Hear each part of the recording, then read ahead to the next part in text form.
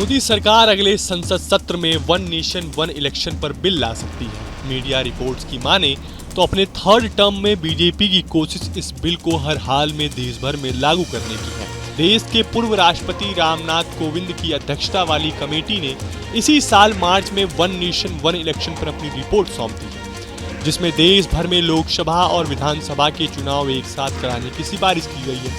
अब जब एनडीए सरकार ने देश भर में एक साथ लोकसभा और विधानसभा के चुनाव कराने का मन बना लिया है, तो सवाल ये उठता है कि ऐसे समय में जब बीजेपी खुद बहुमत से दूर है, तो वो इस बिल को कानूनी अमली जामा कैसे पहनाए? क्या मोदी सरकार ने इसका फॉर्मूला ढूंढ निकाला है? जानकारी की माने तो ये बिल तभी पास होगा जब इसे संसद में 2/3 सदस्यों का समर्थन मिलेगा। अब तो ये साफ है कि एनडीए इस मैजिकल नंबर से काफी पीछे है। तो क्या इंडिया अलायंस इस मुद्दे पर केंद्र सरकार का समर्थन करेगा? तो चलिए वीडियो के अंत तक बने रहिए, क्योंकि आज के इस वीडियो में आपको इन तमाम सवालों का जवाब मिलेगा। साथ ही साथ हम आपको वन नेशन वन इलेक्शन का इतिहास और इसके फायदे नुकसान भी बताएंगे। अगर सरकार देश में एक साथ चुनाव कराना चाहती है, तो उसे सबसे पहले संवैधानिक संशोधन करना होगा। पिछले साल संसद में सरकार ने बताया था कि लोकसभा और विधानसभा के चुनाव एक साथ कराने के लिए संविधान में 5 संशोधन करने होंगे। संविधान का अनुच्छेद 368 संसद को संवैधानिक संशोधन करने की शक्ति तो देता ही है, बशर्ते इससे संविधान के मूल ढांचे को नुकसान न हो।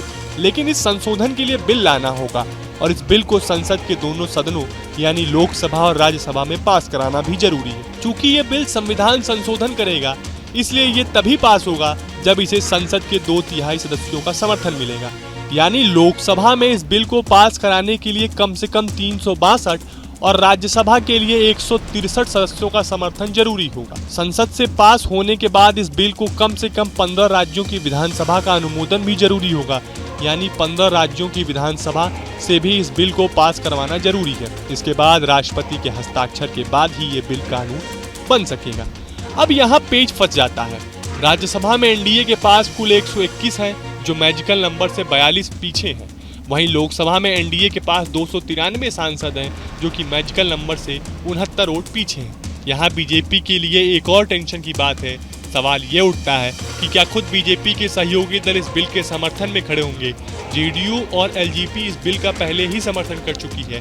हालांकि एलजेपी के अध्यक्ष और केंद्रीय मंत्री रामविलास पासवान का सुर पिछले कुछ महीनों से सरकार की लाइन से अलग दिशा में निकल रहे हैं। चिराग पासवान कई मसलों पर केंद्र सरकार के फैसले का विरोध कर चुके हैं, मतलब उन्हें कुछ स्पष्ट नहीं कहा जा सकता।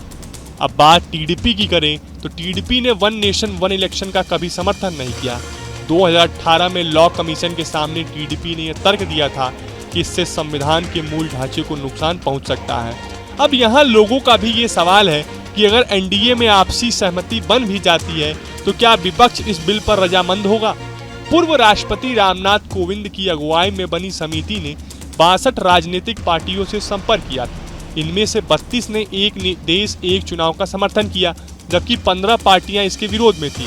Jharkhand Mukti Morcha, TDP, Indian union मुस्लिम लीग समेत 15 पार्टियों ने इसके कोई जवाब नहीं दिया था। नंबर गेम की बात करें तो इस वक्त लोकसभा में 12 सांसद उन पार्टियों के हैं जो किसी भी गठबंधन का हिस्सा नहीं है, जैसे वाईएसआरसीपी के 4 सांसद, अकाली दल के 1, एआईएमआई के 1। लेकिन यहाँ से 12 सांसद अलग एनडीए का समर्थन कर भी देते हैं तो भी यह बिल अटक जाएगी, क्योंकि यह जादुई आंकड़े को पार नहीं कर सकती। राज्यसभा की बात करें तो उच्च सदन में 25 ऐसे सांसद हैं जो किसी भी अलायंस का हिस्सा नहीं है। इनमें वाईएसआरसीपी के 9 सांसद, बीजेडी के 7 सांसद, बीआरएस के 4 सांसद, एआईडीएमके के 3 सांसद शामिल हैं। लेकिन यहाँ भी वही पेच है। एनडीए को इन 25 सांसदों का सपोर्ट मिलने के बावजूद वो तब तक बिल पास नहीं करा पाएगी जब तक इंडिया अलायंस उनका समर्थन नहीं करती। हालांकि सरकार जरूर कोशिश करेगी कि बातचीत करके कांग्रेस और सपा जैसे बड़े दलों को वन नेशन वन इलेक्शन के लिए राजी किया जा सके।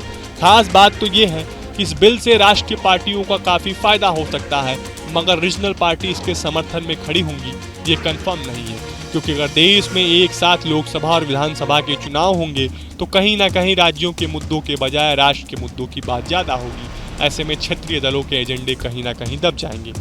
वन नेशन वन इलेक्शन के फायदे की बात करें तो सरकार का कहना है अगर इसे अमल में लाया जाता है तो तो बार बार चुनाव नहीं होंगे, तो खर्च कम होगा, सरकारी मशीनरी का इस्तेमाल एक ही बार होगा, जनता को लुभाने के लिए स्कीमों के हथकंडे नहीं होंगे, बार बार आचार संहिता लगाने से विकास कार्य नहीं रुकेंगे, स्कूल कॉलेजों के सरकारी कर्मचारियों का काम भी प्रभावित नहीं होगा। जानकारी के लिए आपको बता दें कि वन नेशन वन इलेक्शन पर कमेटी की रिपोर्ट के चुनाव 2 राउंड में कराने की सिफारिश भी की गई है। पहले चरण में लोकसभा और राज्य विधानसभा के चुनाव होंगे और दूसरे चरण में नगर पालिका और नगर पंचायत के चुनाव होंगे।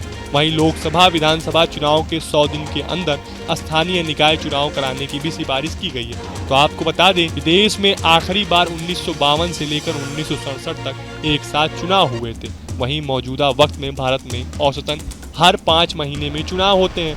अब आने वाले वक्त में क्या होता है, इस पर सभी की नजरें टिकी हुई हैं। बहरहाल आप इसे लेकर क्या सोचते हैं, हमें जरूर बताएं। फिलहाल आपको हमारा ये वीडियो कैसा लगा, हमें कमेंट बॉक्स में जरूर बताएं। देश और दुनिया की तमाम और यूपी उत्तराखंड की हर छोटी बड़ी खबर के लिए न्यूज स्टेट चैनल को सब्सक्राइब करना बिल्कुल ना भूलें। न्यूज नेशन अब व्हाट्सएप पर खबरों के ताजा अपडेट के लिए न्यूज नेशन के इस QR कोड को स्कैन करें।